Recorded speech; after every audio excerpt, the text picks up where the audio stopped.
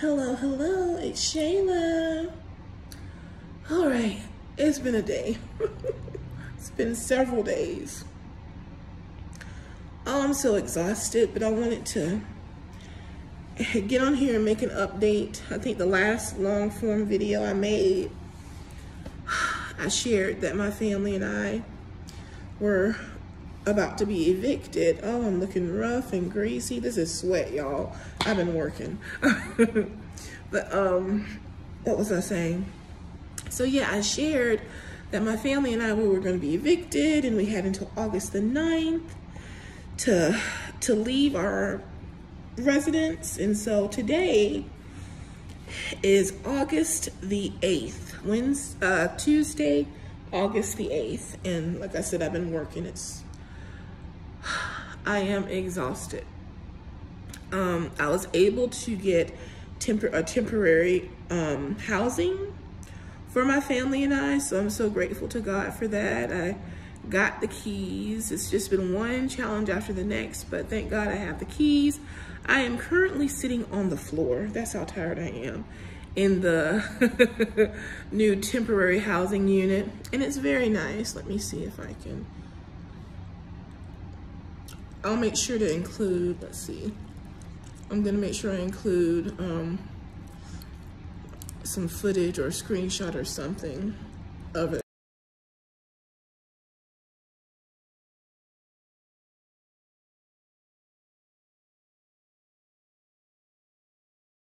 But anyway, it's very nice, but it's not mine.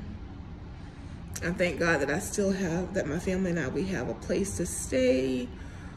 We don't have to live out in the streets or a homeless shelter or anything like that. But in essence, we still very much are homeless. This place, no matter how nice it is, it just simply is not mine. So it's putting a fire underneath my butt to go harder and work harder and do all I can so that I can work to get out of the situation I found myself in, so that I can once again, very soon, hopefully sooner rather than later, have something that is truly mine. And like I said, it's been rough. It's been a rough several days. And it's just been a whirlwind of emotions. The biggest thing for me has been like learning how to truly take accountability for why I have found myself in this situation. I've gone through the blame game, you know, trying to blame my family for not helping me when I asked for help. And while that might be true, you know, I'm learning that self-awareness is a beautiful thing and accountability is a beautiful thing, because if I can hold myself to a high level of accountability, then I take the power away from anyone to control my life or control why I found myself in whatever situation I find myself in.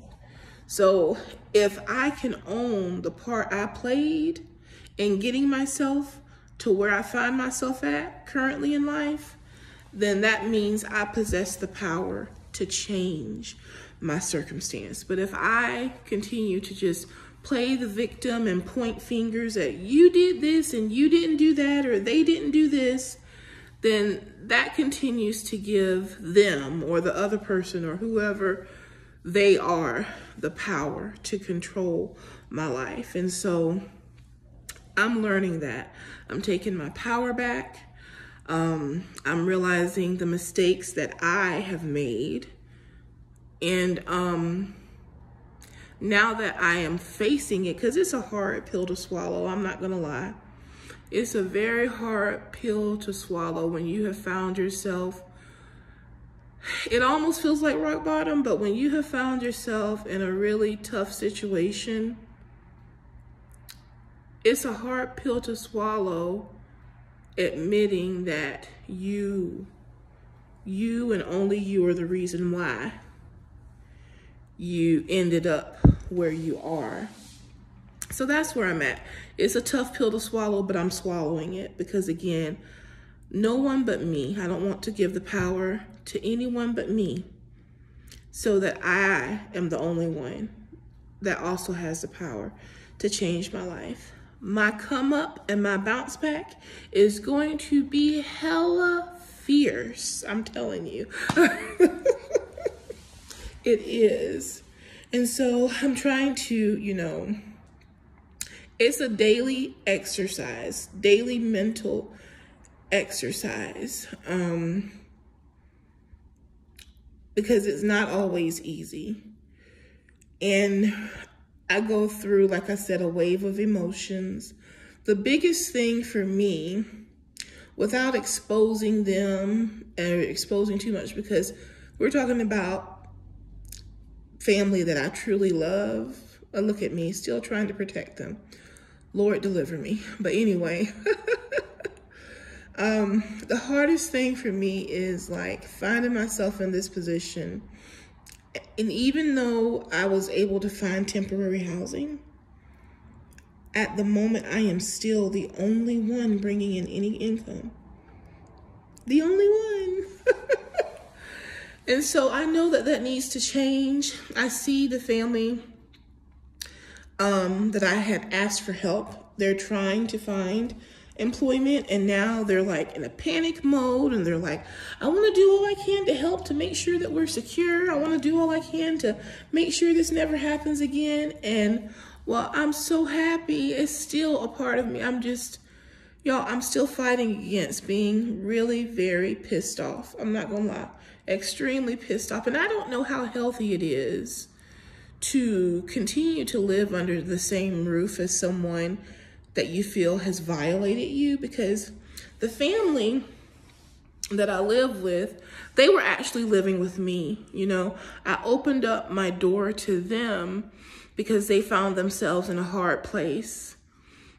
And upon moving in, before they moved in with me, I let them know. I told them, use this opportunity to better yourself. I told them, I will do all I can to help you as long as you're working towards bettering yourself. That was the agreement. I had even extended the opportunity for them not to have to worry about paying me rent, not to pay anything, and just focus on getting themselves together. I let them know you can either go to school so that you can get a skill, and that way that will increase your hiring opportunity or your hiring potential, or you can find a job and work and stack your money. I told them I was going to give them a year. I said, after a year, even if you let me back up and say, when I told them the option of either going to school or getting a job, they decided that they didn't want to go to school. So I told them that they had 1 year to just work and stack their money. Do not pay me any rent. Don't worry about paying any bills. Just stack your money so that you can have a start. And I was very clear, and I said, I cannot help you solve all your problems, but I want to give you a good start. Okay? So a year passes, right? And mind you, I told them that this is what I told them. I said, if after that year, when the year passes, for whatever reason, you decide to continue living with me, I'm not going to kick you out because we family. But what I will say is you have to start helping with bills. I made that clear. So for the very first year that they lived with me, no rent, no payment was required. That was me trying to help them get a good start so that they could stack their money and they didn't have to worry about that. So a year passes and they don't move out. And a whole lot of things happened. A whole lot of things. I'm not going to share it right now. I probably will make another video at some other point in time about it. But long story short, a year passes and they don't move out. The part-time temporary job they had, that was through a temp service, so it was gone. They stopped working it. So they had no money saved, and they were not working at the time when the year came up. So here I am trying to be Captain Save a Family, trying to give grace, trying to put myself in their position. And I just tried to be encouraging, like, you know what? I need you to get a job as soon as you can to help out with bills. I need you to get a job as soon as you can to help out with bills. So mind you, over 3 years later, we're here today. I have been going through this where the family has not gotten a job, not tried to help with the bills. Everything has been on me. And I have to be honest, I feel so used. But you know, the thing about it is, I think I shared it in a short I posted a while ago. One time, years ago, I was praying to God and crying over, you know, how I felt like I was just treated so bad by people that I loved. And I just felt like I was so violated. And God told me, Shayla, nothing happened that you did not allow.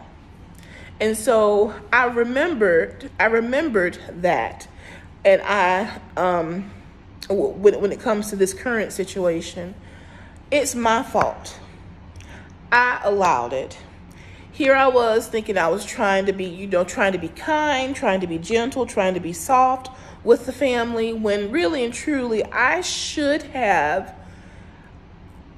extended the tough love approach. Because had I done so, perhaps I would not be in this situation. And in all fairness, among other things, I know that there are things that I need to look at myself in terms of me being better about managing my finances, being more financially literate. So I know that there are things that I need to look into improving myself.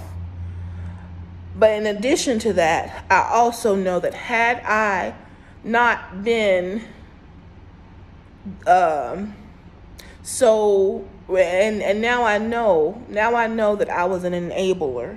Had I not been an enabler, thinking I was helping, when really and truly, not only was I making things worse, I was making things worse for myself and that individual, but me thinking I'm helping. And now, as a result, I have found myself homeless.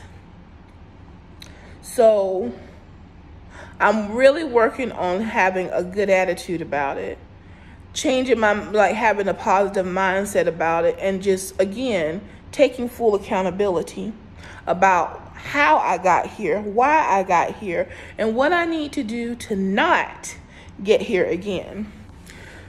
So I don't know how healthy it is. I really don't. To be under the same roof as someone that you feel has done you wrong or used you or violated. I'm sure it's not healthy at all. But right now, this is where I'm currently at. I didn't mean to be on here too long, but I just wanted to give an update. I will be making more video posts, long form and short form. But I know it's been a while since I did a long form, so I just wanted to get on here.